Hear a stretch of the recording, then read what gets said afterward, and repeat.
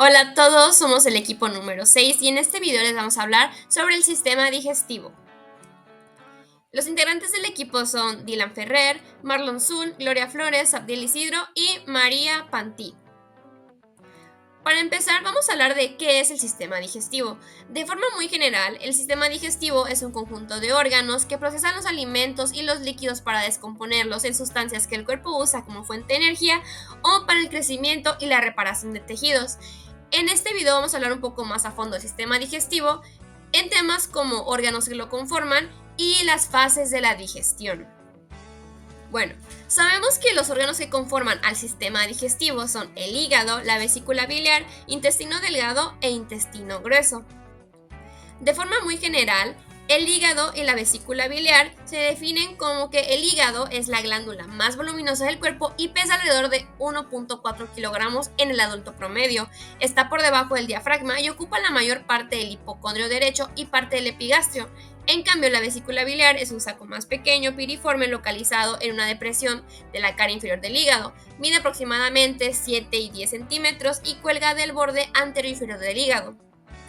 Tenemos que la anatomía del hígado es que está casi cubierto por el peritoneo visceral y revestido por una capa de tejido conectivo denso y regular que yace en la profundidad del peritoneo.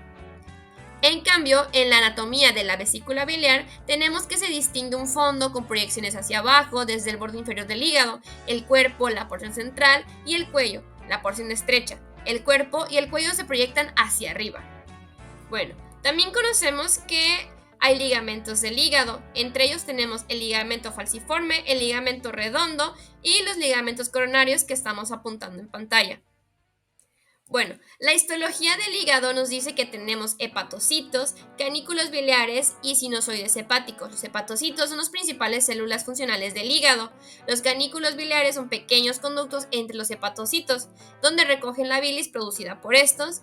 Y los sinusoides hepáticos son capilares sanguíneos muy permeables que se encuentran entre las filas de hepatocitos. En la siguiente imagen apuntamos donde se encuentran los hepatocitos, el sinusoide hepático y el canículo biliar. Tenemos a continuación algunas funciones del hígado y la vesícula biliar. Entre ellos se encuentra el metabolismo de hidratos de carbono, metabolismo proteico, metabolismo de líquidos, procesamiento de fármacos y hormonas, excreción de la bilirrubina, síntesis de sales biliares, almacenamiento, fagocitosis, activación de la vitamina D, entre muchas otras. Tenemos el siguiente órgano que conforma el sistema digestivo, que es el intestino delgado. Tenemos que su definición y ubicación nos dicen: los procesos de la digestión y la absorción de los nutrientes se producen en un órgano tubular largo, el intestino delgado. Solo su longitud ya provee una enorme superficie para la digestión y la absorción, y esa superficie se incrementa aún más por la presencia de pliegues circulares, vellosidades y microvellosidades. Bueno, tenemos que la anatomía del intestino delgado nos dice que tiene el duodeno, que es el segmento más corto, es retroperitoneal, inicia en el esfínter pilórico del estómago hasta que comienza el yeyuno con forma de tubo en C. El yeyuno mide alrededor de 1 metro y se extiende hasta el ilion. Yeyuno significa vacío, que es como se lo encuentra después de la muerte. El ilion mide alrededor de 2 metros y se une con el intestino grueso mediante el esfínter o válvula ileocecal. Entonces, a continuación en la imagen mostramos dónde se encuentra cada uno.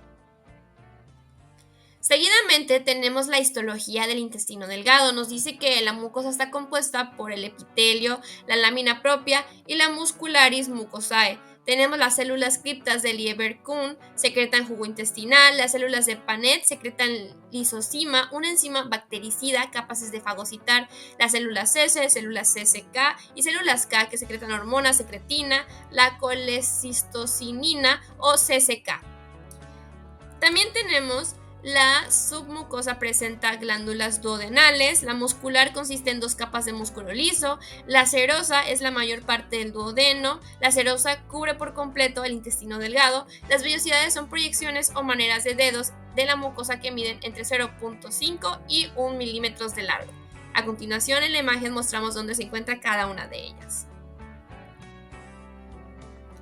A continuación hablamos del jugo intestinal, que es un líquido amarillento, se secreta cada día. El jugo intestinal contiene agua y moco y es ligeramente alcalino.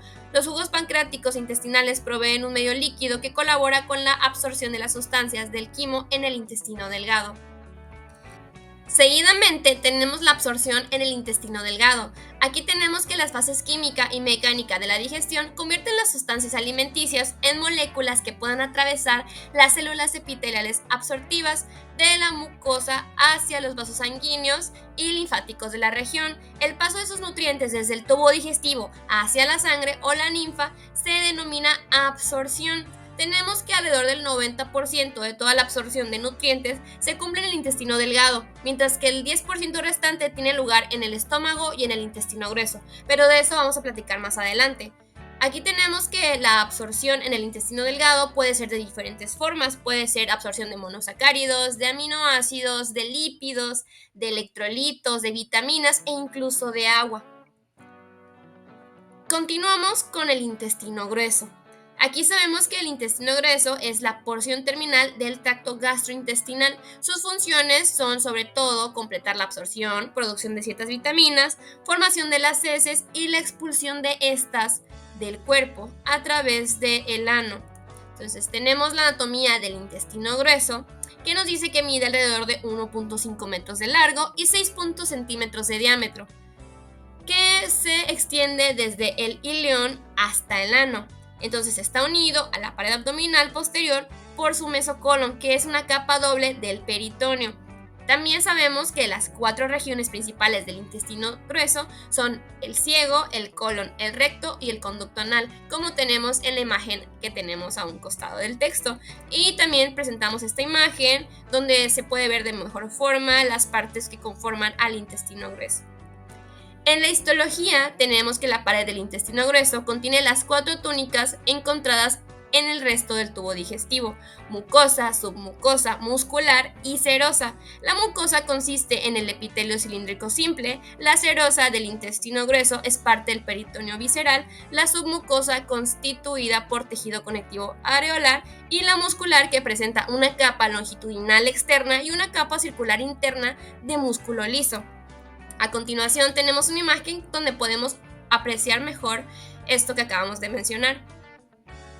Seguidamente tenemos la absorción y formación fecal. Cuando el quimo permanece en el intestino grueso entre 3 y 10 horas, se vuelve sólido o semisólido por la absorción activa de agua y se denomina entonces materia fecal o heces. El estreñimiento define la defecación infrecuente o la dificultad para defecar, causada por una disminución en la motilidad intestinal.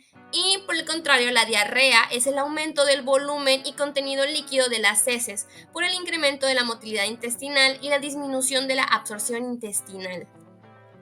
Y por último tenemos las fases de la digestión. Tenemos como primera fase de la digestión la fase cefálica, que nos dice que en la fase cefálica el olor, la vista, el pensamiento o el sabor inicial de la comida activan centros neuronales de la corteza cerebral, el hipotálamo y el tronco encefálico. A continuación tenemos una imagen que lo ilustra un poco mejor. También tenemos la siguiente fase, que es la fase gástrica, que aquí nos dice que actúan en la regulación neuronal, todos los alimentos distienden el estómago y estimulan los receptores de estiramiento de su pared. También involucra la regulación hormonal, que dice la secreción gástrica durante esta fase también es regulada por la hormona gastrina. La gastrina se libera en las células G de las glándulas gástricas en respuesta a diversos estímulos. Y por último, tenemos la fase intestinal. La fase intestinal de la digestión comienza cuando los alimentos llegan al intestino delgado. Tenemos que aquí se involucra la regulación neuronal, que es la distensión del duodeno por la presencia de quimo que provoca el reflejo enterogástrico. Y también tenemos que se involucra la regulación hormonal. La fase intestinal de la digestión es mediada por 2 hormonas, la colecistonicina y la secretina. Y tenemos la imagen que lo acompaña. De igual forma, aquí observamos todo lo que involucra la última fase de la digestión. Entonces, a manera de conclusión, podemos decir que este video sobre el sistema digestivo nos ha permitido adentrarnos en el asombroso mundo de cómo nuestro cuerpo procesa los alimentos que ingerimos. A lo largo de esta presentación hemos explorado los órganos claves involucrados en este proceso, como mencionamos antes: el hígado, la vesícula biliar, el intestino delgado y el intestino grueso, etcétera, ¿no? Como mencionamos al principio. De igual forma, ahora tenemos una comprensión más profunda de la anatomía y el funcionamiento del sistema digestivo, con las fases de la digestión, porque es un componente esencial de nuestro cuerpo y al entender su funcionamiento podemos tomar decisiones informadas para mantenerlo en buen estado. Y por último, presentamos nuestra bibliografía, que toda la información contenida en este video fue extraída de El Tórtora. Y pues es todo. Muchísimas gracias por la atención y espero que el video haya sido de su agrado.